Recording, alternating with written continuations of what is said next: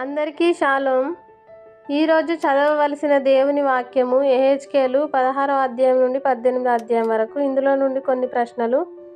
మొదటి ప్రశ్న, ఆయన ఏ దినముల యందు నిబంధన చేసి ఉండెను? రెండవ ప్రశ్న, ఆయన వారికి విరోధి అయి దేనిని తక్కువ చేసెను? మూడవ ప్రశ్న, ఆయన అనుగ్రహించిన ప్రభావం చేత ఎలాంటి సౌందర్యము కలిగెను?